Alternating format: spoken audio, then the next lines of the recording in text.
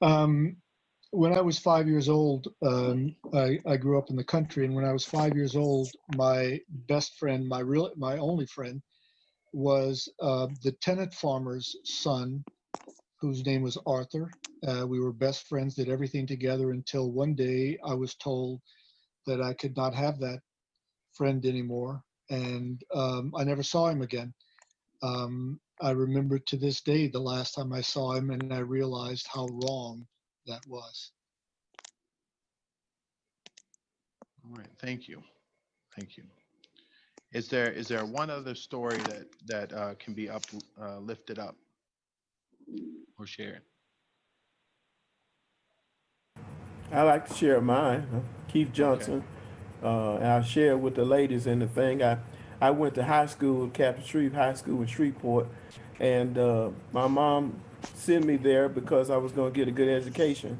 And I passed Booker T. Washington every day to go to Captain Shreve. But at Captain Shreve, all of the white kids were on one side of the cafeteria, and all the black kids were on one side. The football team, all of the black players were on one bus, all the white players were on one bus. And so all the black kids parked in one parking lot, all the white kids parked in one parking lot. So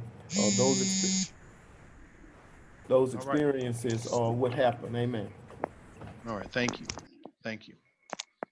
And do we have time for one more brief story? If you want, I Okay, Dr. Ahmed. yes. Yeah, there were my city in my country in India.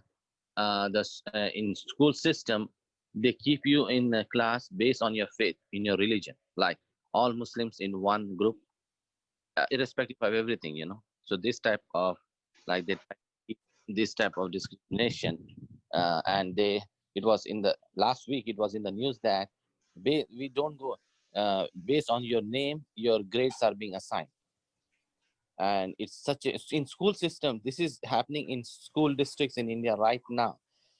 India is full of like racism plus caste systems and all that. Discrimination is at its peaks, and things have to, globally we should try to do some sort of sanction. Something should be done to bring justice to the minorities in India, in China, in Thank you. Burma. Yes. All right. Thank you. Thank you for sharing your story, Dr. Ahmed. So we'll go to the next, and let me bring up my screen here, that lays out our strategy. And let me present here. Okay. So the strategy that we're all embarking upon is a strategy of pairing congregations together. And the heart of this strategy is a joint assembly where institutions are paired with one another across, a race, across class, across denominations, across religion, to create spaces for those congregations to get to know one another, but also share their stories, share their experiences for the development of public relationship for actions. Okay, for actions coming out of these meetings. So we'll just focus first with part 5, which is the assembly, where we are asking you to pick a congregation in your locality, to partner with, and to have and to host a joint assembly, which consists of a house meeting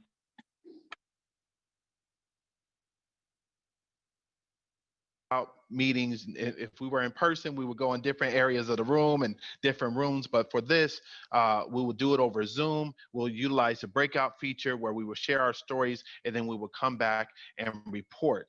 And we will have with that is we're looking for a broad group of leaders to continue to work with us on the issues that start to emerge in these breakout sessions. And so to take a step back and to share how we're going to get to these assemblies, it starts with teams of leaders from each institutions coming together to plan the assembly. And that team of leaders should be the leader, the core of your institution, whether that's a deacon board, whether that's an executive committee, whether that's a shura council, or what have you, is that the top leaders from each institutions coming together to plan a joint meeting.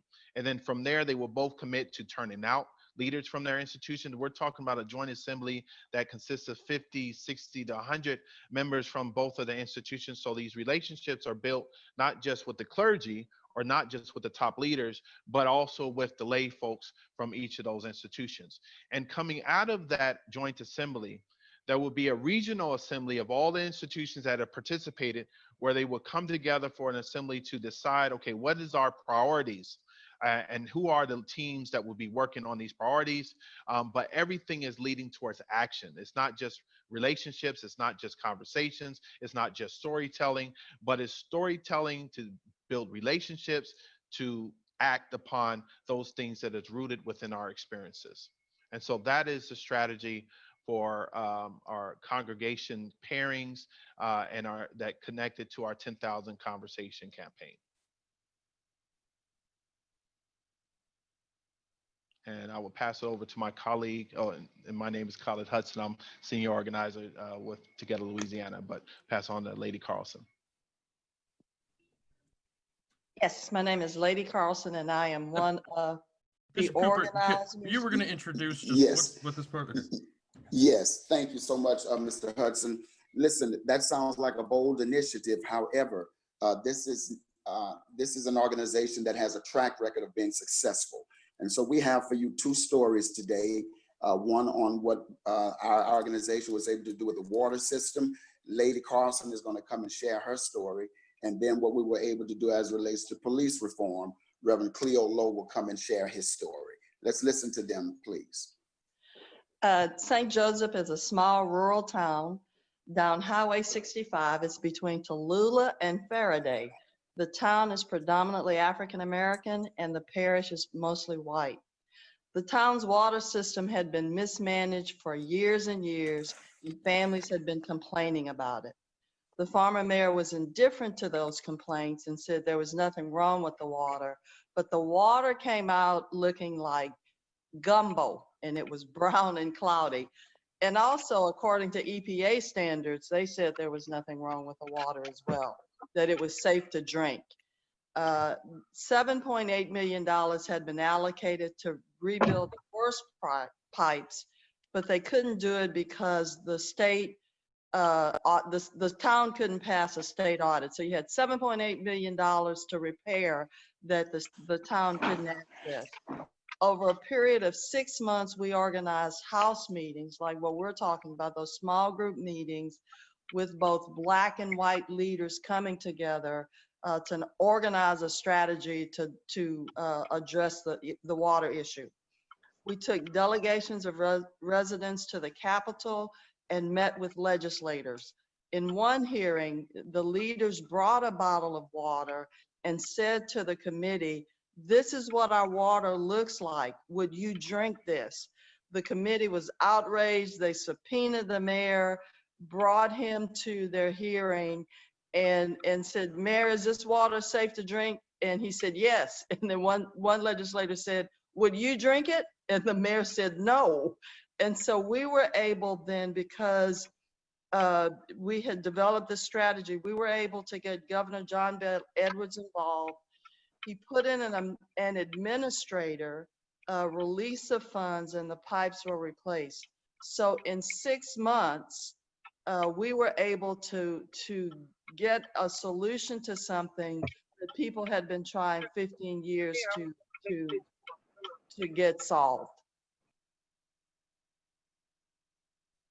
because we organized.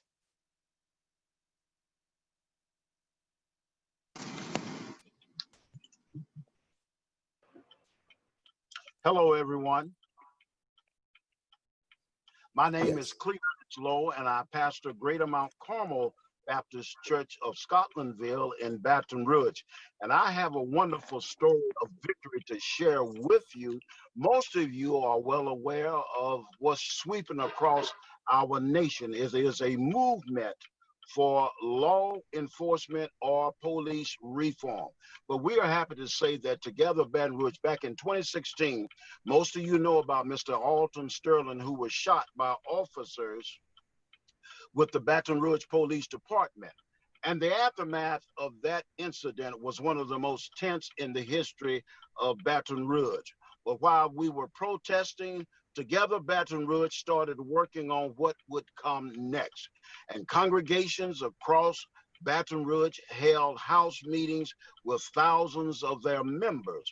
We formed a criminal justice reform team that started researching what reforms had worked in other places.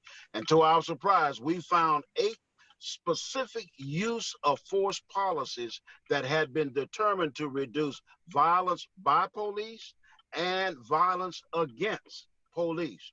And Baton Rouge, right here in our very own city, had 2 of those policies in place at the time. We made it a major election issue for the mayor that year to adopt all 8. And Mayor Sharon Weston Broome won the election. And we started working with her day one, and when she came into office, to make her commitment to Together Baton Rouge on police reform a reality. So within a month, watch this now, within 1 month, she had adopted a comprehensive overhaul of the use of force policies of our Baton Rouge Police Department. And that brought Baton Rouge use of force policies from the bottom 20% to the strongest 94% in our nation. And we salute the great work that Together Baton Rouge has done. And this was just the beginning, but we continue to work on police reform. Thank you so kindly.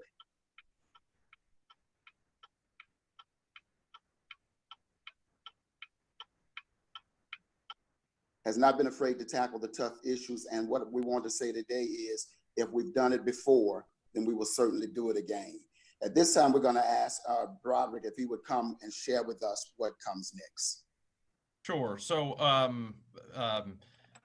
really just signing up and getting your congregations and organizations involved. I'm going to pull up a poll here, which has 3 questions.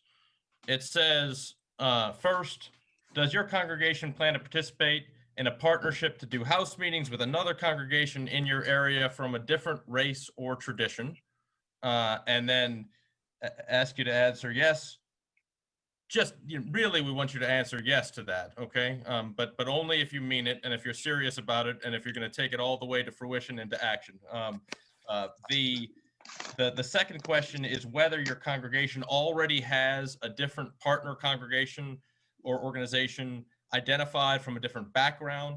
And if you do, great. If not, great. Okay. Part of what we're going to be doing over the next week to a week and a half is playing matchmaker and figuring out congregations of broadly the same size, but not the same anything else, to get their leadership together and start planning these joint assemblies. And then finally, we need a team of people. And this is in particular where some of the lay leaders could come involved, although not just them, who are going to reach out to others who are either not yet involved or who are just getting involved in this. It is becoming way bigger than a small organizing staff can handle. Okay, so we need some folks who are willing to be a part of a group that's going to call and reach out to others and help them get connected to this and identify their partner congregations. So I'm going to give folks about another minute or so to finish taking this. Now, if you are online, there is a link where you can fill this out online, okay? And Susan Caldwell, I mean, by that I mean if you're on Facebook, if you see what I just posted, Susan Caldwell, if you could take on making sure people know what that is. That's a link to a Google form where people can fill out something very similar to indicate their involvement. I have a question. Go ahead. Jim Mitchie is my name. I don't have a congregation, and I'm not a member of a congregation. I am a resident of St. James Place, a retirement community that continues to be all white as far as the residents are concerned. So I'm just wondering, for me to fill this out doesn't really fit with me. So my question is, do I fit in any way with your events and with your your program. So what I would say is we are an institutional strategy, but not just a congregational strategy. And by that, I mean, I've been to St. James Place, and I know that St. James Place about 2.5 years ago organized a whole series of sessions around issues that were going on, and kind of as a community, worked with other congregations and other organizations. So the short answer to that is yes. If you are a part of anything that is a community or an organization, if you're not, what we'd say is get in touch with us anyway, and we will help you get connected to one. Okay. This is an institutional strategy because we think it's a lot more powerful when organizations and institutions get involved and has a deeper ability to have change. But there usually are ways to get involved and get connected to that. Excuse me, I wonder if I might interject here. My name's Dr. Greer Gordon, and I would simply like to suggest to this gentleman that perhaps St. James Place could be coupled with one of the more predominantly Black retirement residential centers here in Baton Rouge. You know, there are a number of them, but I'm struck by the potential of even the residential place that's located behind St. Joseph's Cathedral. There are a number of people there who would be willing to connect and organize. Privately, I would be happy to offer you, Mr. Baggard, the name of someone there who might serve as an organizer for that purpose. But thank you. So Mr. Mitchie, what do you think? Well, what I'm suggesting is perhaps if you have a group of retired older adults who are currently doing Zoom conferences because they are, shall we say, protecting their health. St. James Place is predominantly majority community, and there's some other communities that are predominantly. We got it. No, this is a really clear and I think compelling idea, and exactly the kind of thinking that we hope comes out of this process, right? Where there's not a roadmap already made. You're making the roadmap. But you just you kind of threw a pass to Mr. Mitchie, and I want to see whether he wants to take that pass and do something with it. How does that sound to you? This idea of looking at partnering with a predominantly African American retirement home and seeing if that would be a place where over Zoom you may want to have some discussions to take on some of these things. I think that would be both challenging and fascinating. Yep. Okay. So really could work.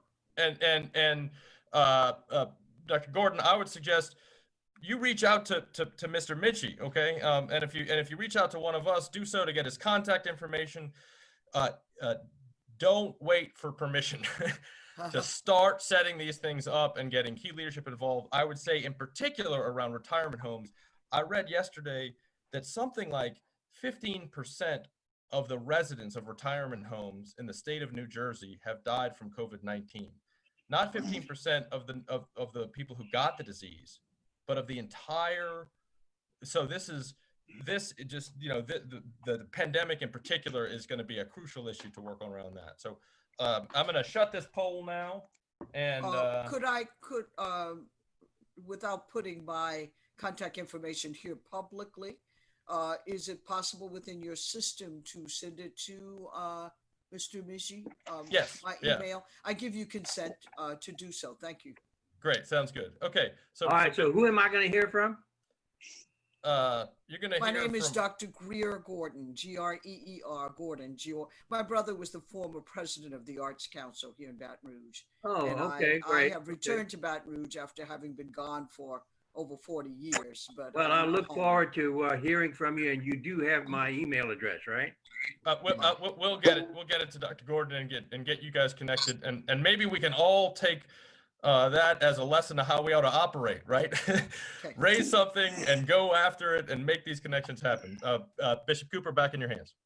Thank you so much. Thank you so much. And we do appreciate each of you that have joined us on today. And certainly you can see how much work we have to do. And we're excited about the enthusiasm of those of you that are willing to work across congregational lines, across race lines. This is going to make all of us see things from a different perspective. At this particular time, I believe we're going to have a closing prayer by Reverend Anglin. Let's take a deep breath.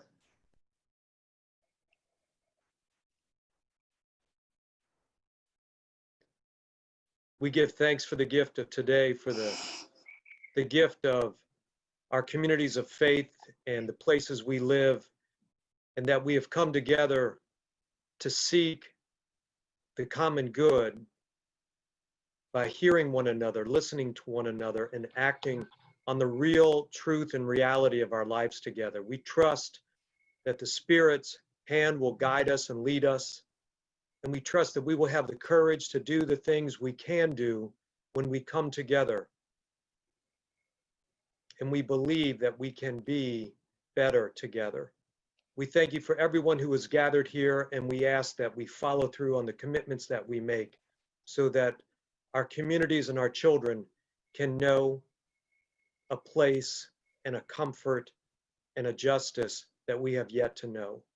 We ask all of this in your name. Let us all say amen. Amen. Amen.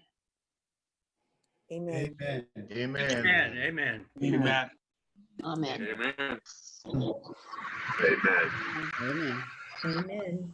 Rod, will you be, Amen. I took the survey. Will you Amen. be giving us results of the surveys for the Yes, parents? Will y'all be we'll be dealing with that? following up about, those partnerships, and about outreach to others. And, maybe we'll just leave this open for a minute and let people connect.